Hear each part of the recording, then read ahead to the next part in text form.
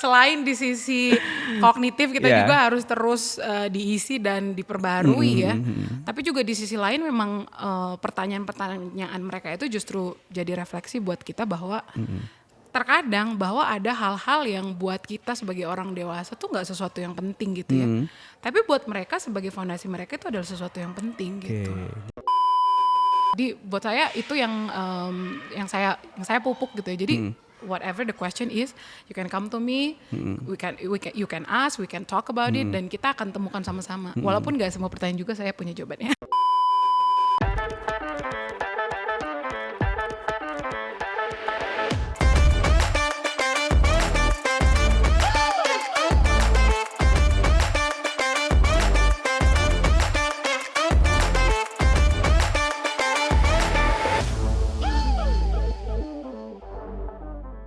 Penaburus Bandung, jumpa lagi dalam podcast inspiratif di channel official YouTube-nya BPK Penabur Bandung. Kali ini kita akan ngobrol dengan salah seorang guru di sini. Hai Miss. Hai. Ada Miss Lena di sini ya. Yes. Miss Lena ini adalah guru apa nih? Guru agama Kristen. Guru agama Kristen di SDK dan TKK Penabur Banda gitu ya. Karena emang ya digabung gitu ya. Ya model pembelajarannya unik memang. Sudah berapa lama ngajar? Di Penabur itu sekitar 9 tahun. Kalau di 9 bulan. 9 tahun.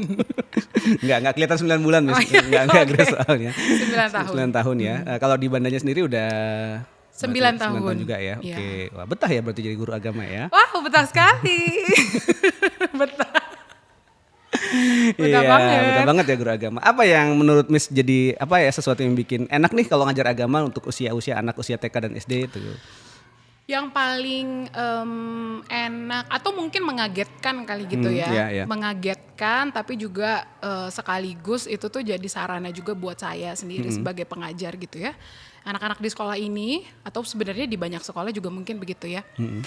Mereka punya pertanyaan-pertanyaan yang sangat terduga, jauh ya? gitu Tidak terduga, mungkin ya dari pertanyaan yang pada umumnya mungkin kita tanyakan gitu. Jadi dalam pembelajaran sendiri pertanyaan-pertanyaan mereka itu yang kadang sederhana sekali gitu ya, kadang complicated sekali, kadang yang complicated itu adalah menjelaskannya gitu kan. Contohnya apa misalnya kalau yang pernah diangkat tuh sama anak-anak biasanya? Jadi yang ini barusan aja nih kejadian ya, barusan aja kejadian tuh di kelas 1 kita lagi belajar soal gimana sih cara kita untuk merawat kesehatan tubuh kita sebagai bagian dari bersyukur gitu kan, Tuhan udah punya tubuh yang Tuhan anugerahkan gitu. Terus tiba-tiba ada satu anak tuh lagi ngobrol gitu sama temennya, terus tiba-tiba dia datang, Miss, ini temen aku bilang katanya aku fart, katanya kayak gitu, katanya aku maaf ya, buang angin gitu, katanya aku kentut katanya gitu. Terus saya kaget, kenapa tiba-tiba ngomong kayak gitu gitu ya. Terus akhirnya kita switch nih dari sebenarnya kan itu ejekan temennya gitu ngomong kayak gitu, tapi kita bisa tarik itu jadi sesuatu yang nih sebenarnya fart itu bagian sesuatu yang sehat atau enggak sih gitu. Terus mereka mulai teralihkan gitu, yang tadinya kayak teman saya ngejek yang lain jadinya pada oh iya ya, kenapa sih gitu. Terus akhirnya mulai banyak pertanyaan, kenapa bau gitu kan, kenapa kalau kadang ada fart yang aku dengernya suaranya kenceng, kadang suaranya nggak kedengeran, kadang suaranya kecil tapi bau banget, kadang yang hal-hal yang seperti itu gitu. Tapi itu jadi sesuatu yang bahwa itu pun sebenarnya adalah bagian dari kehidupan kita dan harus disyukuri juga ya sebagai makhluk Tuhan juga gitu. Bukan sesuatu yang jadi aib gitu ya misalnya, asalkan ada manner tertentu gitu. Itu hal-hal yang seperti itu yang sering kali. Iya, ada kalau yang soal-soal itu sering muncul pasti ya, maksudnya ada pas celutukan dan tiba-tiba itu ternyata bisa dijadikan pembelajaran juga yang dalam gitu ya. Celutukan tuh biasanya adalah sumber yang gitu ya langsung gitu di kelas. Atau juga pertanyaan-pertanyaan yang sifatnya mungkin agak complicated dijelaskan karena nggak bisa langsung dalam satu penjelasan tuh biasanya soal dinosaurus tuh ada apa enggak gitu ya. Atau dinosaurus kalau di hari penciptaan itu adanya di mana gitu. Terus Tuhan nyiptain dinosaurusnya tuh kayak apa nyiptainnya, yang seperti itu. Iya, yang- iya. Karena memang wajar ya mereka dapat terpapar ilmu pengetahuan dari yang lain, nonton kartun atau apa kan biasanya seperti itu gitu ya. Jadi itu jadi ini biasanya kalau jelasin kayak gitu gimana, Miss? Biasanya itu nggak akan sekali penjelasan dan anak Oke. akan dapat gitu. Jadi pernah suatu ketika itu anak kelas 1 juga nih ya, sekarang udah kelas 2, anaknya tuh nanya soal gimana orang yang bikin Alkitab tahu bahwa Tuhan nyiptain dinosaurus. Kan waktu itu mereka belum ada. Iya, tapi dinosaurusnya nggak ada di dalam Cerita- hari penciptaannya cerita, sendiri, nggak di-mention gitu, dinosaurs gitu. Nah ini butuh perenungan dan hikmat gitu ya untuk seperti apa, dan akhirnya yang pada waktu itu dilakukan adalah coba kita tulis deh gitu. Misalnya hari ini, karena kan pelajaran agama kan tidak setiap hari ketemu dengan saya gitu ya. Jadi beberapa hari itu coba kamu tulis deh apa aja sih yang kamu lakukan hari itu gitu misalnya. Terus dia tulis gitu ya. Dia tulis, lalu di pertemuan berikutnya tuh sebenarnya kita nggak ngikutin schedule-nya kita karena ini sesuatu yang sifatnya mungkin di luar hal yang kita bahas, jadi kita punya ketemuan sendiri. Saya tanya, apa yang kamu ini tulis gitu, udah berapa hari ini, sekitar 3 hari. Terus dia bilang, aku tulis ini gitu ya, ada beberapa poin gitu. Terus saya tanya, loh di mana bagian ketemu sama gurunya gitu di tulisan kamu, kok nggak ada ditulis gitu. Ya aku ketemu tapi kan aku nggak tulis gitu. Ya kenapa nggak ditulis gitu. Ya nanti kalau misalnya aku Panjang tulis ceritanya banget. panjang banget ya sama. Hal itu juga mungkin terjadi gitu. Itu jadi mencoba karena memang di usia segitu kritis ya. Jadi emang Banget. iya jadi harus diberikan ininya. Tapi kayaknya dapat pembelajaran tersendiri juga buat Missnya sendiri ya. Jadi Terus selain di sisi kognitif kita juga harus terus diisi dan diperbarui ya. Tapi juga di sisi lain memang pertanyaan-pertanyaan mereka itu justru jadi refleksi buat kita bahwa terkadang bahwa ada hal-hal yang buat kita sebagai orang dewasa tuh nggak sesuatu yang penting gitu ya. Tapi buat mereka sebagai fondasi mereka itu adalah sesuatu yang penting gitu. Jadi sangat ditekankan di usia-usia segitu untuk bisa ini ya, dapat pemahaman yang sesuai dengan yang mereka usia mereka gitu ya dapetin gitu. Kalau soal karakternya gimana, Miss? Ada yang ini kalau selama ngajar itu kan biasanya kan kalau di sini kan ditekankan juga ya value-value Kristiani gitu. Nah, itu diterjemahkannya ke dalam mengajarkan berarti kalau pelajaran agamanya nggak setiap hari kan? Nggak setiap hari. Ya, gitu. Nah, setiap hari. Penekanannya seperti apa biasanya kalau untuk ini? Kalau misalnya kita ngelihat ke karakter si anaknya sendiri, di dalam kelas itu kan sebenarnya udah, apalagi ini after pandemi ya. After pandemi itu anak-anak tuh banyak yang mengeluarkan hal-hal yang sebelumnya mungkin kita nggak tahu karena online, tapi ketika kita onsite dan ketemu langsung itu tuh mulai bermunculan. Jadi biasanya yang akan dilakukan adalah misalnya hari ini kita membahas tentang itu gitu ya. Jadi sebelum mereka keluar dari kelas itu pasti akan saya tanya. Jadi kalau kita udah bahas tentang ini hari ini, terus saya mau bikin apa gitu. Jadi hal yang sederhana.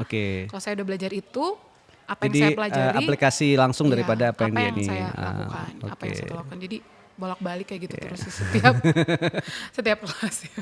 Ada pengalaman ini nggak dengan salah seorang anak atau apa yang akhirnya buat Miss ini kayaknya memang sesuatu yang bikin betah ya, maksudnya bukan betah, maksudnya mungkin akan tetap keep di sini karena memang hal-hal seperti ini yang memang mungkin jadi katakanlah penguat atau menjadi refleksi yang penting buat Miss, ada nggak? Pada dasarnya mungkin semua anak akan seperti itu ketika dia diberikan kesempatannya. Yang membuat saya tenang sebenarnya adalah bahwa di tempat ini kesempatan untuk bertanya itu dibuka luas, seperti itu. Dan kita diberikan waktu dan guru diberikan keleluasaan untuk menentukan gitu. Kita mau sampai di mana dan seperti apa kita mengolah itu gitu. Jangan sampai pertanyaan ada tapi kita sambil lalu itu kan jadi untuk apa gitu kan. Tapi diberikan keleluasaan, anaknya boleh bertanya dengan leluasa dan kita pun diberikan waktu untuk membicarakan itu gitu. Jadi curiosity-nya memang dikasih kesempatan buat ini ya. Iya, benar. Itu mungkin yang mungkin kadang-kadang suka terlupakan ya. Kita kan kadang-kadang nganggap pertanyaan nggak penting atau pertanyaan ini gitu ya. Iya benar, penting nggak penting itu kan buat siapa gitu. Iya betul. Jadi harus di ini, dan memang itu akhirnya sisi baiknya kalau menurut Miss memang kalau saat curiosity itu diberi ruang kritis itu diberi lebih banyak, apa yang menjadi buat pertumbuhan anak yang paling menonjol kalau menurut Miss, karena kalau itu dibuka ruangnya? Yang pertama tuh keterbukaan. Keterbukaan. Jadi ketika mereka dari kecil itu sebenarnya sudah merasakan bahwa pribadi ini gitu ya, atau miss ini atau guru ini atau sekolah ini gitu ya, bisa menjadi tempat buat saya nanya gitu. Ini adalah safe place buat saya nanya sebenarnya. Jadi pertanyaan apapun yang saya punya, kadang kan kita mungkin ya nggak tahu, Bapak mungkin punya pengalaman juga. Kadang bertanya tuh takut kayak nanti orang ngejudge pertanyaan saya. Ya saya pernah dimarahin waktu sama guru gitu. Karena pertanyaan terlalu kritis mungkin. Enggak, guru agama kan. Guru agama. Itu yang rasanya kayak kalau nanya itu kayak cenderung kayak jelek banget sih pertanyaannya gitu kan. Gak ada pertanyaan yang jelek, gak ada pertanyaan yang ya bertanya adalah ya bertanya gitu. Karena saya ingin tahu gitu. Jadi buat saya itu yang saya pupuk gitu ya. Jadi whatever the question is, you can come to me, you can ask, we can talk about it, dan kita akan temukan sama-sama. Walaupun nggak semua pertanyaan juga saya punya jawabannya. Iya, maksudnya kan bukan pada soal jawabannya ya, tapi soal ruang yang dibuka, terus soal komunikasi, soal kedekatan dan keterbukaan tadi gitu ya. Itu yang jadi kekuatan untuk anak terus bisa memacu rasa ingin tahunya dan akhirnya bisa bisa explore banyak sih ya, seperti itu. Gitu. Sejauh ini cukup enjoy berarti Miss dengan semua pengalaman ini. Kelihatannya gimana Pak? Enjoy. Ini kira-kira guru agama terkenal galak atau terkenal baik nih ya? Tanya ke anaknya kayaknya. Tanya ke anaknya nanti harus gitu. Nah kalau menurut Miss yang paling penting sebenarnya di usia-usia TK dan SD berarti ya, apa yang paling penting ditekankan soal pengajaran kalau dalam konteks ini kan berarti kan pelajaran agama Kristen ya gitu. Nah kalau menurut Miss di usia segitu yang paling penting ditekankan apa berarti?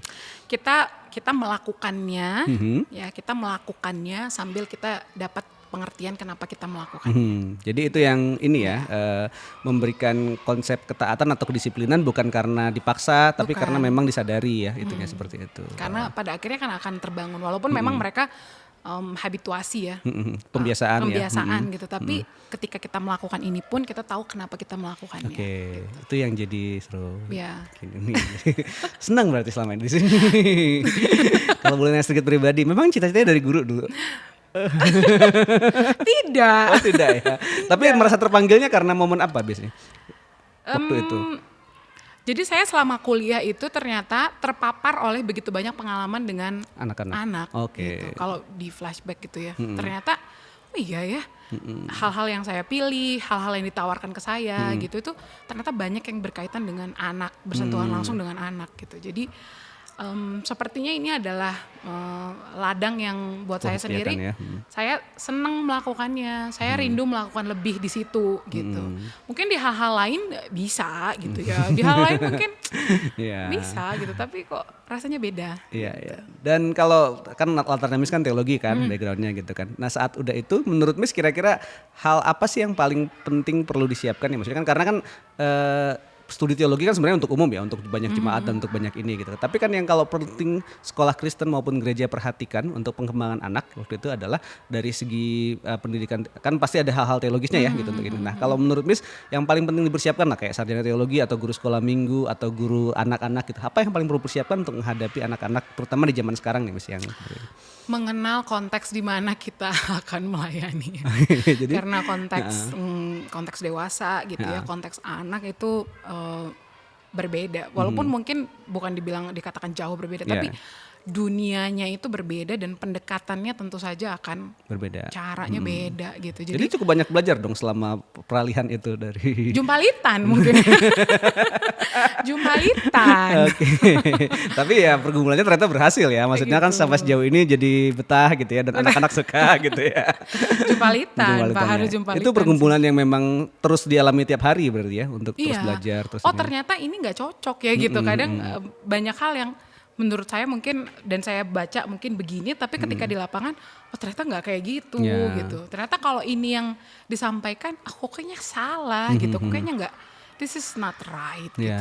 Akhirnya harus putar arah lagi, cari yang lain lagi yang kayak gimana gitu. Coba salah.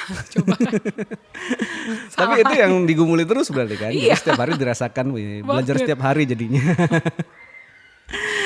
Saya tuh sempat kepikiran bahwa nggak pernah terpikirkan menjadi guru tuh akan seserius ini gitu. Oke. Tapi ternyata ini hal yang serius untuk dilakukan. Dan sangat penting untuk terutama di usia sekarang ya menerapkan fondasi dasar dan dalam dasar keimanan dan karakter tadi gitu. Oke, thank you banget nih Miss ya sudah berbagi dengan kita. Ya semangat terus ya gitu ya. Semoga semakin banyak pertanyaan-pertanyaan yang semakin kritis ya untuk jadi Miss gitu kan. Apalagi dalam konteksnya di usia seperti ini di mana anak-anak punya rasa ingin tahu yang cukup besar gitu ya. Nah, jadi kehadiran guru agama dan juga guru-guru yang lain yang suportif memberikan ruang untuk bertanya itu hal yang sebenarnya sangat dibutuhkan. Sangat dibutuhkan. Oke, thank you banget sudah berbagi Miss Lena. Ya, terima kasih rekan-rekan sudah menyaksikan. Jangan lupa saksikan terus podcast bersama BPK Penabur Bandung. Jangan lupa like, share dan komen. Ada banyak obrolan-obrolan inspiratif berikutnya di channel ini teman-teman semua. Yaitu sampai jumpa semuanya. Maju terus BPK Penabur Bandung. Dadah. Bye.